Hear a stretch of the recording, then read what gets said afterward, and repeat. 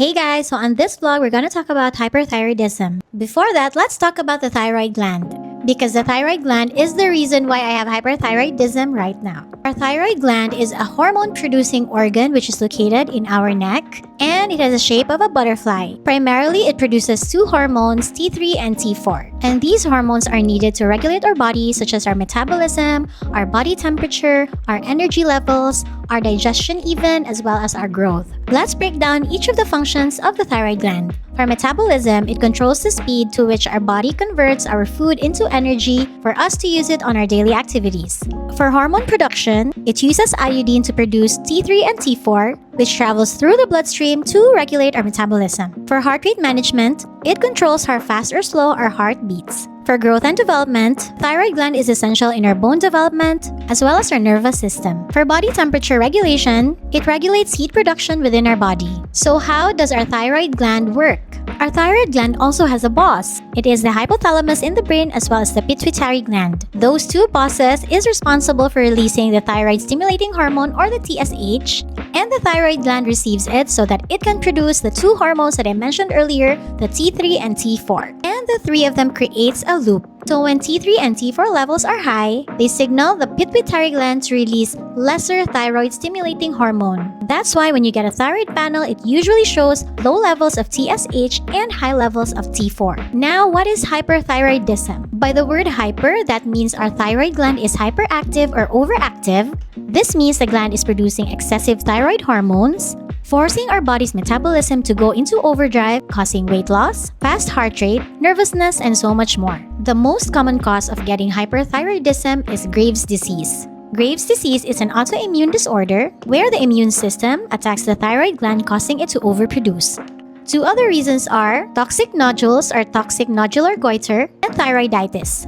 Usually, these three causes will result into symptoms such as rapid heart rate or irregular heartbeat, which leads to weight loss, nervousness and anxiety, irritability, heat intolerance, shaking or tremors, fatigue due to lack of sleep, frequent bowel movement, and enlargement of the thyroid gland. Now that we know all of this, let me share with you the signs and symptoms that I had. First of all, there are things that are confusing which made me think that I didn't have any hyperthyroidism. The signs and symptoms of diabetes or high blood sugar as well as hyperthyroidism is a bit similar. You always sweat a lot. You're also gonna get hypoglycemia, which means your body is always hungry because you crave for sugar, which causes hand tremors. Here's what made me confuse or think that it was diabetes instead of hyperthyroidism. In hyperthyroidism, since you have heat intolerance, you always feel hot, thus you also sweat. And since your heart rate is high, you have the tendency to be nervous or have anxiety, and so you have hand tremors, which could also lead back to diabetes. Diabetes also manifests weight loss, and hyperthyroidism also manifests weight loss. And since in the previous video I told you that I was pre-diabetic based on my labs, I really thought that everything that I've experienced was leading to diabetes. When we also talk about palpitations, I'm the type of person who always drinks coffee on the daily, and I feel like that feeling of palpitation has become normal for me because I always drink coffee. And here's the fun part.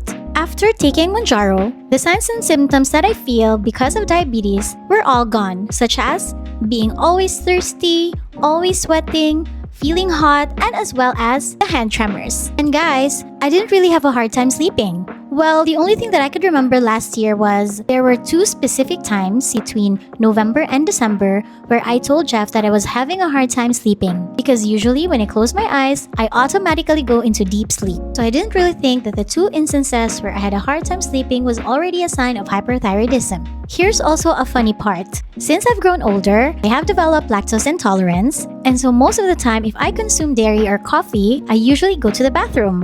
But lately, right before I was diagnosed with hyperthyroidism, I noticed that I've been going to the bathroom more than usual. Let's talk about anxiety.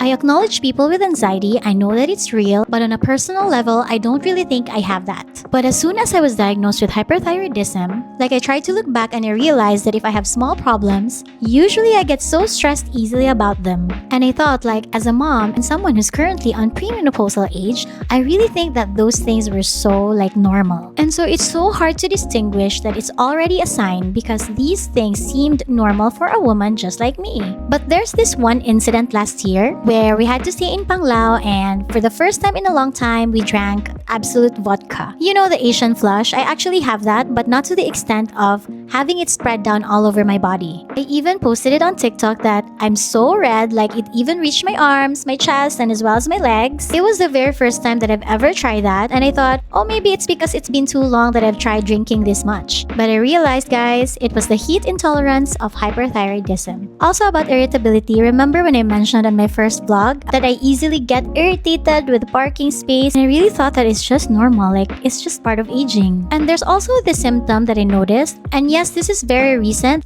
I can't really explain it, but I easily get strained, or in Bisaya, dali mabikil, because days leading up to my RAI, I was trying to do a lot of activities. I was trying to do yoga, I was trying to do Pilates, and even if I had proper stretching, I still feel like I always get my muscle pulled, and it goes away after a few minutes. That too, I thought was part of aging, but no, it's actually because of hyperthyroidism. So you know, hyperthyroidism is so hard because it's very tricky. It's also common in women, and women are also known to have mood swings just because we have our period. So it really takes a lot of patience, a lot of self-observation for you to be able to tell that you already have hyperthyroidism. A friend also told me that hyperthyroidism feeds on sugar, and having a very high hereditary familial background plus my love for sweets, I feel like both of them were combined and triggered my hyperthyroidism. I was also worried because last December during my friend's birthday, I noticed on the photos that my eyelids were puffy.